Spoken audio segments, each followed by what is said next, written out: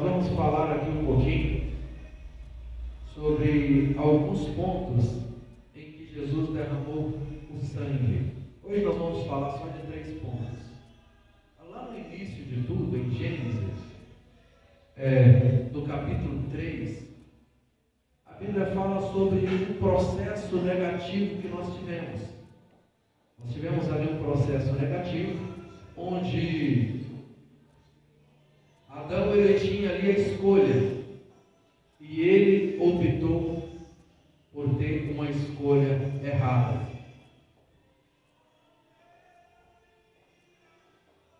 No nosso dia a dia, ele é composto de escolhas, e as nossas escolhas podem trazer muitos prejuízos futuros para a nossa vida ou para a vida de nossa família.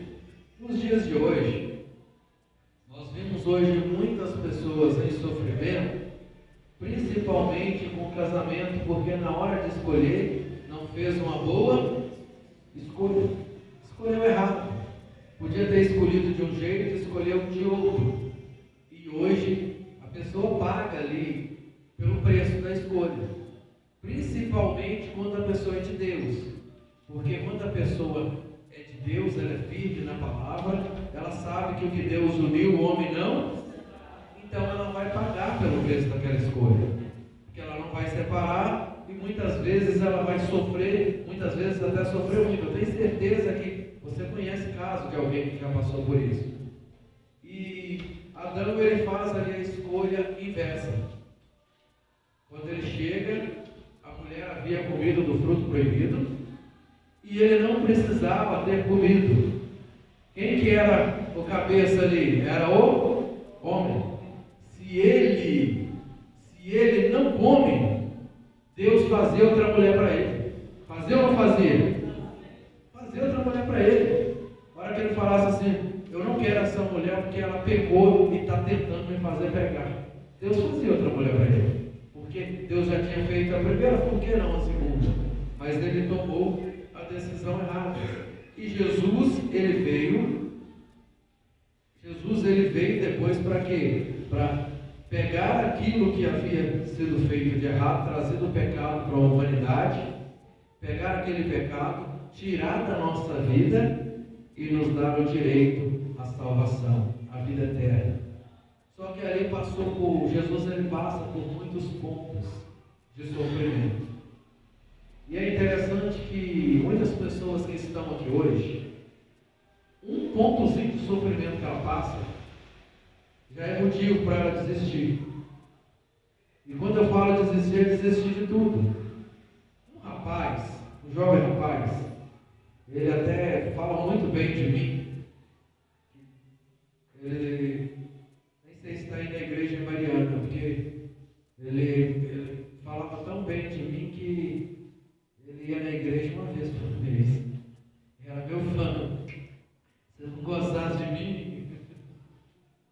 Mas teve um dia que ele chegou para mim e falou: pastor, eu quero ajuda porque na verdade eu vou sair do meu trabalho. Eu estou enfrentando uma perseguição no meu trabalho. Eu falei para ele: uai, mas me dá uma garantia que no outro que você arrumar, você não vai passar por perseguição. Tem garantia? Não, você tem que ficar firme com Deus, e os problemas que a gente enfrenta, a gente tem que passar por cima deles. O problema tem que ser menor do que a nossa fé. O problema nunca pode ser maior do que a nossa fé. Qual que é o problema? Você conhece pessoas que já passou pelo câncer? Quem conhece? Eu conheço. Eu já ouvi testemunhos aqui na igreja de pessoas que passou pelo câncer. Mas se o câncer fosse maior do que a fé dela, ela tinha passado? Olha, eu conheci uma pessoa que, olha a história. Na quarta-feira, ela foi diagnosticada com câncer. Na terça-feira, ela morreu. Quem matou ela foi o câncer, gente? Não foi. Na hora que ela foi diagnosticada, ela durou 6 dias. Ela já colocou na cabeça: eu vou morrer. Então, a nossa fé tem que ser maior do que o problema. A nossa obediência a Deus tem que ser maior do que qualquer coisa. deixar de obedecer a Deus. Jesus, ele passa ali por alguns processos. E ele derrama sangue em algum lugar. A ciência até comprova sobre uma doença que faz com que a pessoa sue sangue. Mas a Bíblia fala o motivo que Jesus ele suou sangue. Quem gosta de viver faz assim. Todo mundo gosta, né? Agora imagina eu chegar para você hoje e falar para você, olha, quinta-feira, criei uma data aqui, né? Quinta-feira, seu processo vai ser assim, você vai apanhar, ser pisado, cuspido, humilhado, depois você vai ser pregado na cruz, vai botar um prego assim na sua mão, você vai ser furado na costela, você vai agonizar até morrer. Dá para ficar feliz com um negócio desse? Você acha que Jesus ele estava feliz de saber que ele seria crucificado? Ele não estava, mas ele manteve a sua obediência. É para mim derramar sangue, para aquele povo da igreja do Alto da Cruz, que vai estar ali congregando no dia 17 de março de 2024, então eu vou derramar. É para mim trazer salvação para eles, então eu vou trazer. Era a obediência de Jesus. E a Bíblia diz em Mateus, nós vamos ver aqui alguns versículos. Mateus, capítulo 26, versículo 30.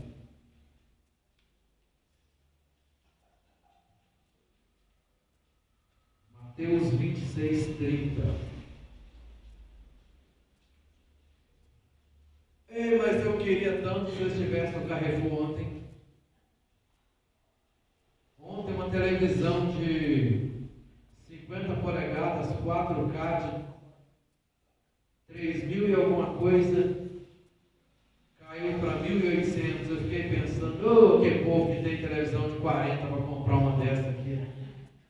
Pôr os versículos aqui na TV. Até eu dei vontade de eu comprar uma de piteluna da televisão. Só que só tinha vontade, não tinha tempo, não adiantava. Se eu tivesse tempo. Não, e outra coisa, 20 vezes sem juros ainda.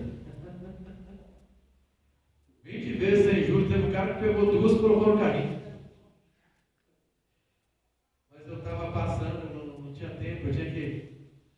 Ontem eu fui para Belo Horizonte, cheguei em casa 3h30, saí 3h50, para ir para a Cachoeira, para vir para cá, e cheguei, fiz alguma coisa, cheguei em casa 9 horas da noite. Saí de casa 8 horas da manhã, cheguei em casa 9 horas da noite ontem. Passei 20 minutos em casa, para tomar um banho, porque era sábado, né? Não, sábado é dia de banho. Acharam aí? Mateus 26, 30.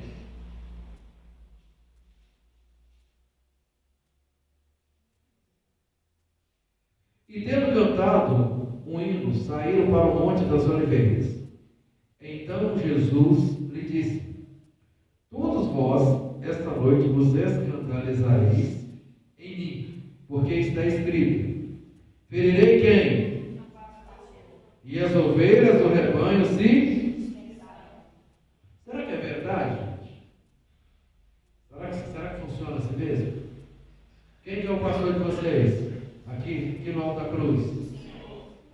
Se eu for ferido, como que vocês ficam? Mas o ferido é de muitas formas.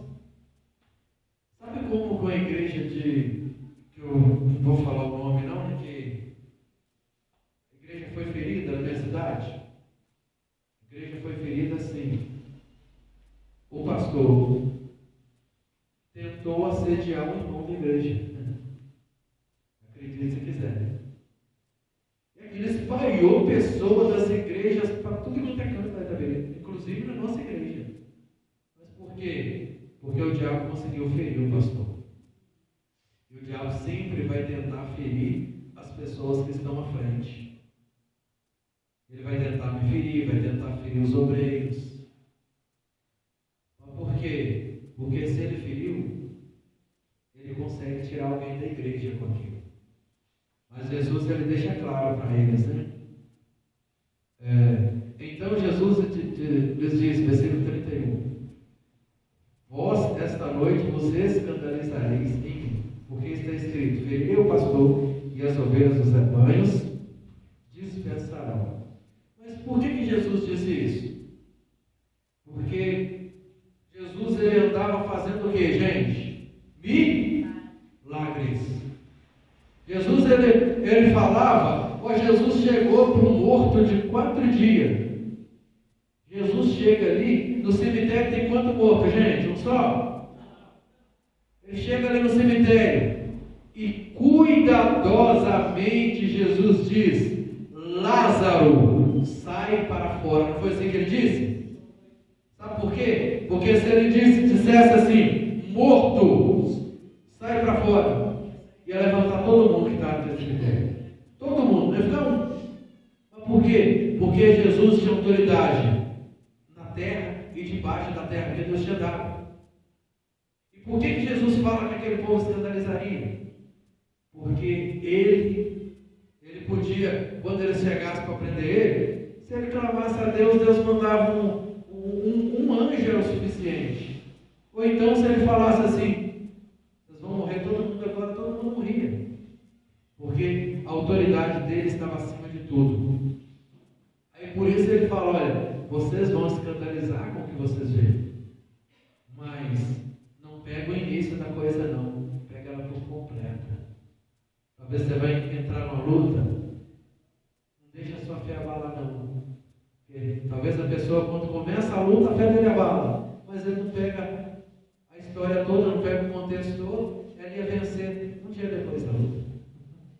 Jesus, ele fala com eles, ó, versículo 30, mas depois de eu ressuscitar, irei adiante de vós para Galiléia. Então ele fala, irmãos, vai aparecer, vocês vão escandalizar, mas eu vou ressuscitar ao terceiro dia, eu vou estar com vocês. Versículo de número 33. Mas Pedro respondendo disse-lhes, ainda que todas se escandalizem em ti, eu nunca me escandalizarei. Disse-lhe Jesus, em verdade te digo, que nesta mesma noite, antes que o galo cante 3 vezes, me negarás. Essa fala aqui de Pedro, eu já escutei na igreja demais. Teve uma irmã aqui pertinho, aqui, ó. Você desce aqui, ó, antes do trevo aqui de Mariana. Foi para a igreja. E voltando da igreja, ela voltou de carona comigo. Voltou ela, 2 filhos e uma outra senhora. Inclusive essa senhora vai na viagem. E eu vou pedir o irmão Rodrigo para levar ela lá em Passagem. Pedir na frente de todo mundo. Na verdade, o problema não é esse. O problema é que eu falei que ele ia levar sem pedir para ele. Falei, não, vou falar agora para ele, o irmão Rodrigo leva. E a irmã falou assim, pastor, eu não saio dessa igreja nunca mais. Ainda vou levar todo mundo que eu conseguir para a igreja. Sabe quantas pessoas que ela levou? Nenhuma. Nem na igreja. Talvez está indo agora, né? Talvez voltou aí. Sempre mandava uma mensagem para ela, sempre dava uma desculpa. Sempre. Pedro fala para ele assim, não, antes do galo cantar, fala que não é escandalizar, mas Jesus ele fala para ele que antes do galo cantar 3 vezes, ele negaria, e foi assim que aconteceu. Só para a gente fechar esse contexto aqui, disse Jesus, é verdade te digo, que nesta mesma noite, antes que o galo cante 3 vezes, me negarás. E ele negou. Foi ou não foi? Mas aí Jesus ele começa ali um processo. No capítulo 27, versículo 26, a Bíblia diz assim, capítulo 27, versículo 26, é de Mateus mesmo. Então soltou-lhes Barrabás, e tendo mandado açoitar Jesus, entregou para crucificar. Ele começa ali uma jornada de dificuldade. E nessa jornada de dificuldade, Jesus ele passa por um momento de lutas. Só para a gente fechar aqui essa primeira parte, Lucas 22, 44, onde a Bíblia fala que Jesus ele derrama sangue pela primeira vez naquela jornada de crucificação. Lucas 22, 44. Eu não tinha lido, né? E posto em agonia, orava mais intensamente, e o suor tornou-se em grandes gotas de sangue que corriam até o chão.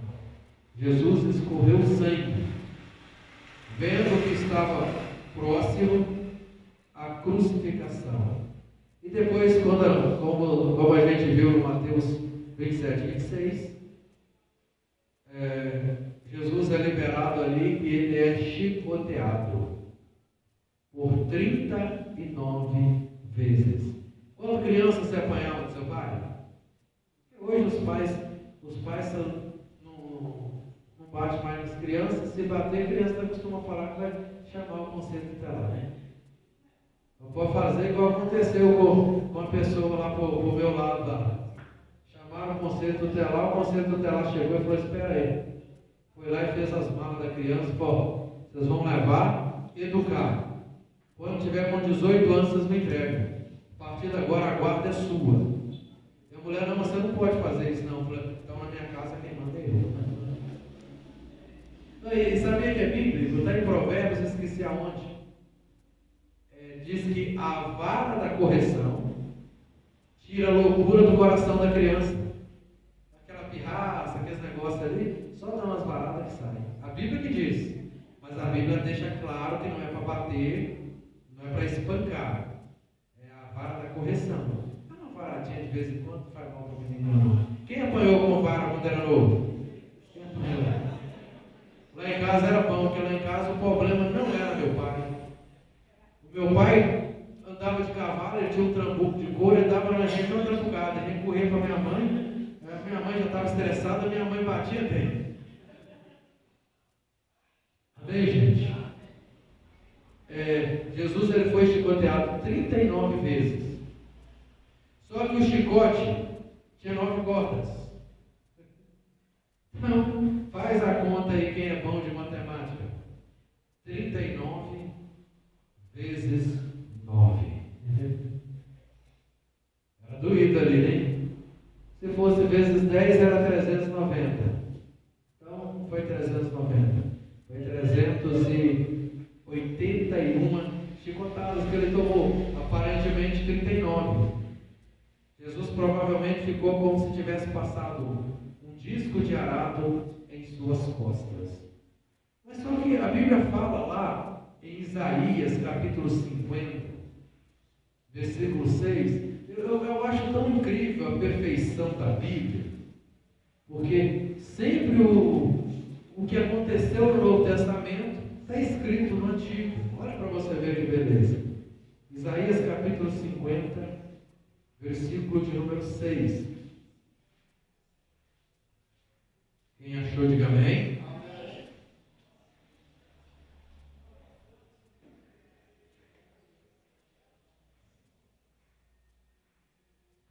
As costas dou aos que me ferem, e a faces aos que me arrancam o cabelo. Não escondo a face dos que me afrontam e me cospem. Então, aqui o profeta Isaías já prevê como que ia ser para Jesus. E vocês acham que tomar 59 chicotadas, sendo com 9 tiras, cada chicote, não derramou sangue ali, não sangrou Jesus ali nas suas costas? Vocês acham que sangrou sim ou não? Sangrou. Vocês podem ter certeza que sim. E ele derrama sangue ali mais uma vez. Isso aqui é os processos leves do que passou Jesus. Processos leves. Que os processos pesados foi mais adiante. Processos leves. Agora eu falar que tomar 381 chicotadas para as costas fora leve, eu estou de brincadeira, né? Mas é porque teve coisa pior. Mas você sabe por que ele passou tudo isso? Foi para você entrar no céu. Foi para isso. Jesus, ele passou esse processo para você ser salvo. Jesus, ele passou esse processo para você viver bem. Jesus passou esse processo para você viver em liberdade. A irmã leu o versículo aqui, o Breno Cida leu o versículo de hoje, que é do dia 17, hein? Que nós somos salvos por meio da fé. Mas se nós somos salvos por meio da fé, nós temos que acreditar que tudo isso que Jesus passou foi para nos trazer a libertação, seja do que for. Ah, é uma enfermidade? Beleza, então eu tenho que crer que eu estou livre dessa enfermidade. Ah, é um vício? Eu tenho que crer que eu estou livre desse vício. Ah, é um adultério? Eu tenho que crer que eu estou livre desse adultério. Ah, é uma desonestidade? Eu tenho que crer. Para você ver que quantas pessoas na Bíblia confiaram, acreditaram e venceram. Porque quando a pessoa acredita e confia, ela vence. Mas muitas vezes a pessoa ela não confia, ela não acredita. E ela fica no quase. Ela quase firma com Deus, ela quase batiza, ela quase é liberta, e o problema não é esse não. Como eu gosto de dizer, aqui tudo é passageiro. Fora o motorista, né? O motorista, ninguém entendeu a piada, ninguém entendeu. Mas aqui é tudo passageiro. A pessoa quando vive muito nos tempos de hoje, ela vai viver 90. Você acha pessoas aí que vivem 100? Verdade ou mentira? Mas a eternidade ela não tem fim. E a escolha é assim: ou é céu ou é inferno. Ou eu aceito as obras que Jesus fez na cruz do Calvário e sirvo a Ele de verdade, ou eu caminho em direção ao inferno. E depois que entrar lá dentro, não tem jeito de sair não. E não fico pensando que existe inferno brasileiro, não, porque não existe.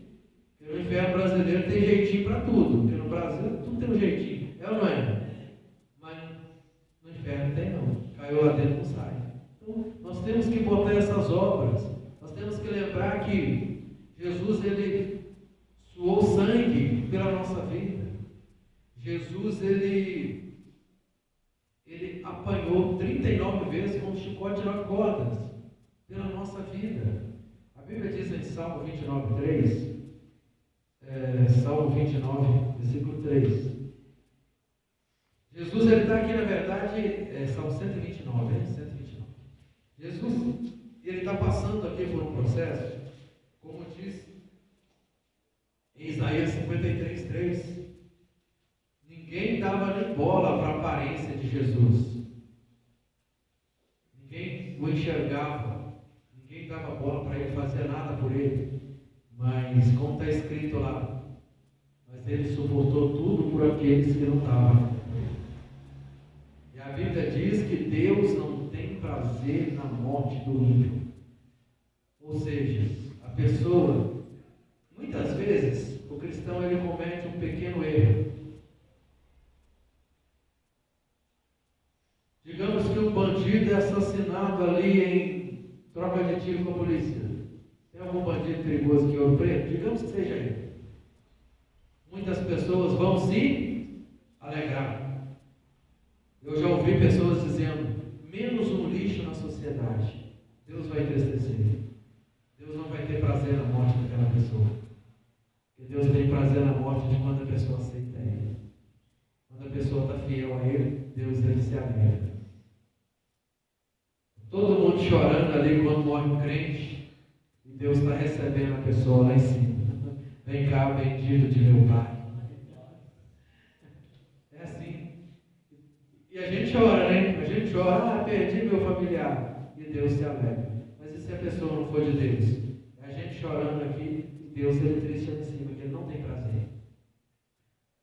Aí eu pergunto para você, Deus tem prazer se você morrer hoje? Ele vai ter prazer em você ou não? Porque isso é muito sério. Talvez a pessoa vai na igreja, mas se ela não mudar, Deus não vai ter prazer. Então a gente tem que buscar mudança. Deixar de lado aquilo que nos afasta de Deus. Salmo 129, 3. Só para fechar esse nós vamos falar da coroa de espinhos. Vamos finalizar. Os lavradores araram sobre as minhas costas. Compridos fizeram os seus sulcos.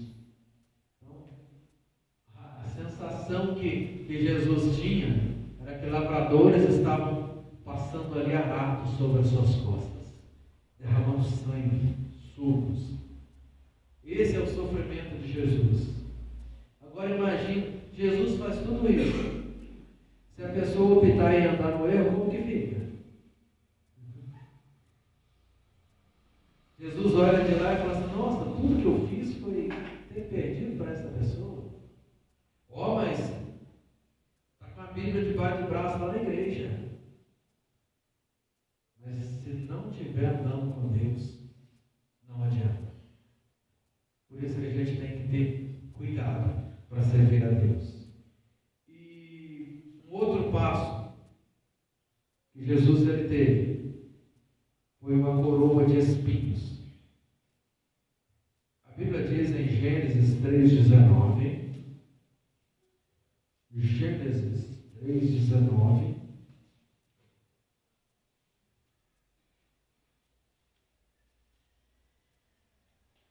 O que diz lá em Gênesis 3,19?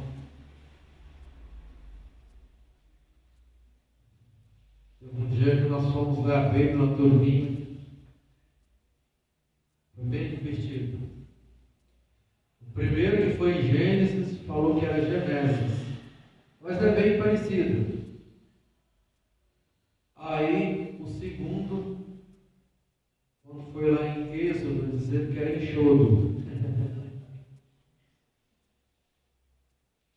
O problema é que a gente riu, e a gente errou. A gente não pode rir. O rapaz nunca mais ele foi lá ler a Bíblia com a gente. Vocês já viram pessoas abrindo o culto, dando boa noite de manhã? Acontece.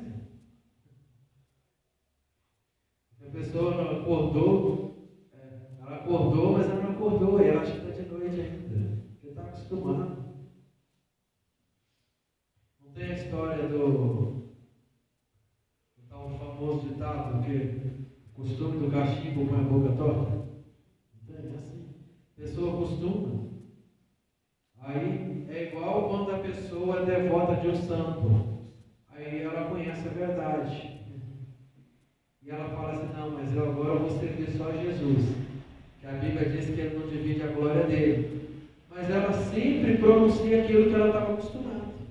Então é um processo, ela vai acostumar a não pronunciar. Verdade ou mentira? Gênesis 3, 19. Do suor do teu rosto comerás o teu pão, até que te tornes a terra, porque dela fostes tomado, porquanto és pó, e em pó tornarás. Eu fico pensando, quem trabalha pesado, né, deve lembrar de Adão de vez em quando e falar assim, ah, miserável. Era para vir tudo para mim de mão beijada, eu não tenho que sofrer. Mas aí Deus fala algo legal. Deus deu para ele uma punição, mas falou para ele, você vai ter que trabalhar para você se sustentar. Porque Deus alimentava ele. Mas aí vem Jesus. Jesus ele veio fazer a obra contrária de Adão. E nós vamos ter que trabalhar se a gente aceitar aceitar Jesus? Vai. Mas mesmo assim quem vai nos sustentar é Ele. Ele que vai nos sustentar.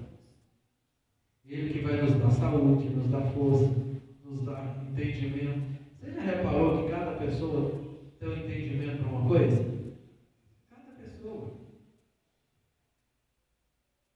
Tem pessoas que pegam um carro, desmontam todo, aquele monte de peça, monta tudo no lugar, fico olhando assim, fico pensando, se for eu, quando eu acabar de montar, vai ficar umas 20 peças para trás que eu não sei nem de onde é. Mas Deus deu aquele dom para a pessoa.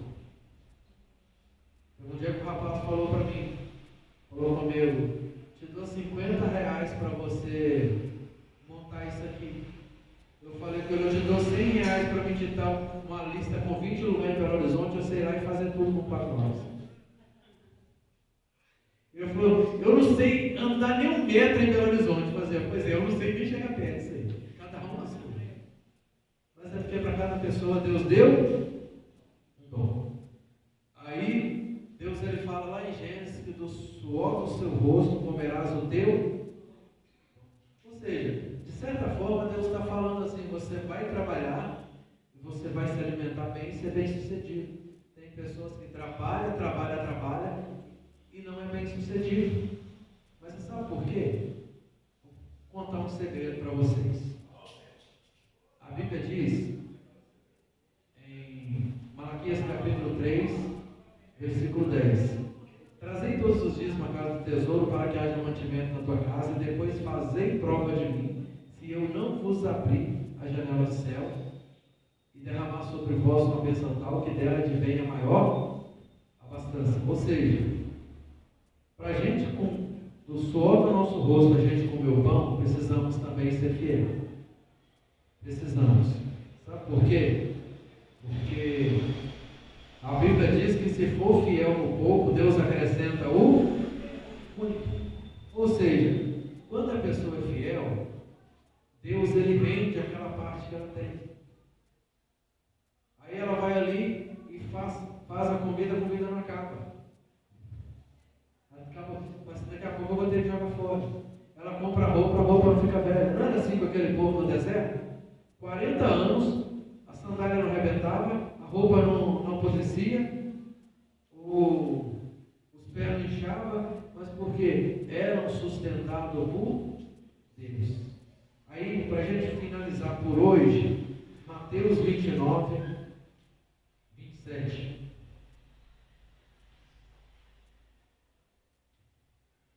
Mateus 29, 27.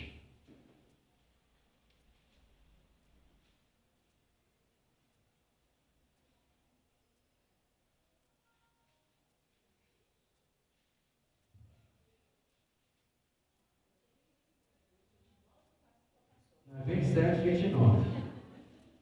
Eu queria ver se a sua Bíblia é diferente da minha. 27, 29.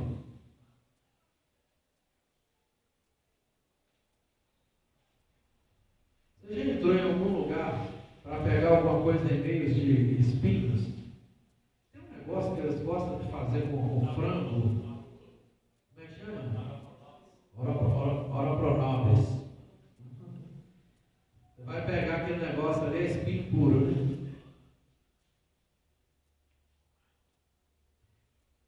E descendo uma coroa de espinhos, pode até ser um negócio parecido daquele, né? Porque era alguma coisa que envergava, descendo uma coroa de espinhos, puseram na cabeça, e em sua mão direita uma cana, e ajoelhando diante dele, escarneciam, dizendo: salve-se, rei dos judeus.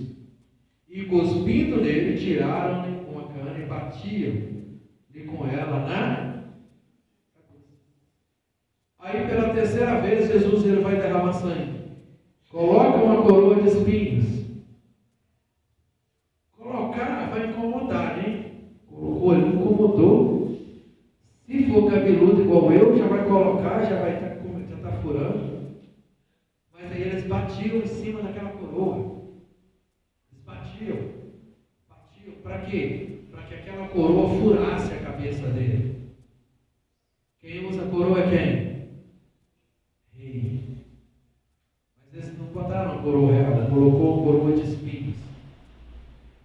sabendo eles que aquela coroa não ia fazer diferença nenhuma, ele ia continuar sendo rei, sim.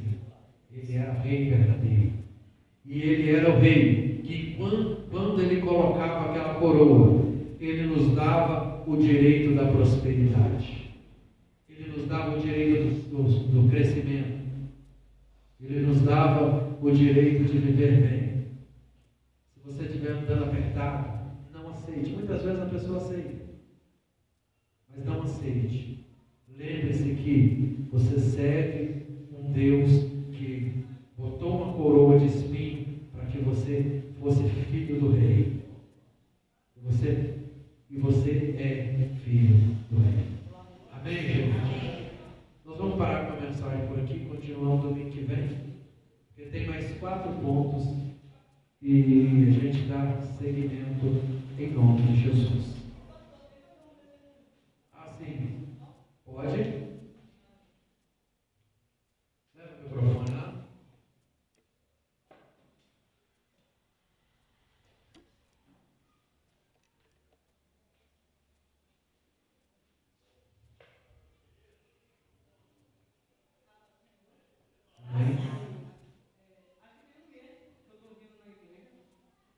E eu estou afastada do meu trabalho desde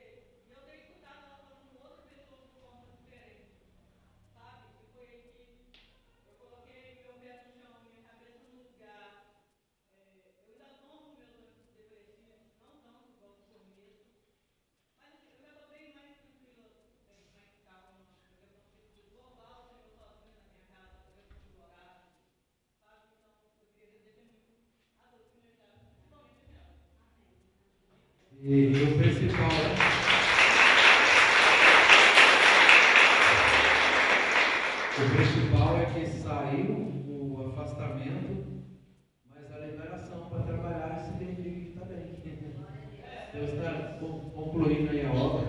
E aquele que começou a obra.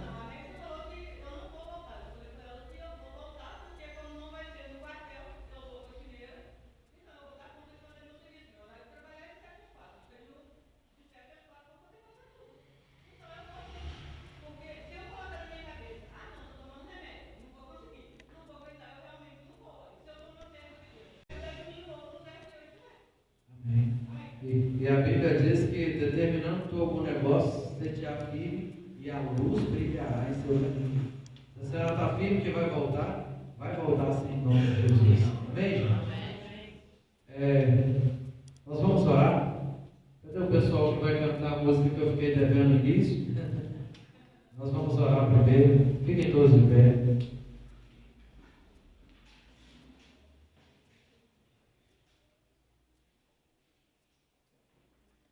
Feche seus olhos.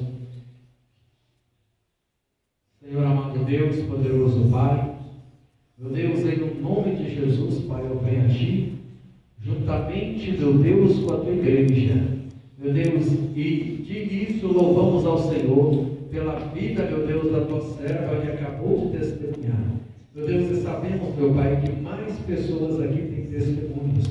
Meu Deus, que no nome de Jesus, esta pessoa venha ser cada vez mais abençoada. Meu Deus, que ela venha cada vez mais crescer. Meu Deus, que ela venha cada vez mais prosperar em seus caminhos. E que a obra que Jesus fez, meu Deus, de salvação por ela, meu Deus, que venha ser verdadeira e real a cada dia. Pai, é o que nós determinamos. Em nome do Pai, do Filho e do Espírito Santo, em nome de Jesus. Amém? Diga graças a Deus. Vamos aplaudir o nosso Deus.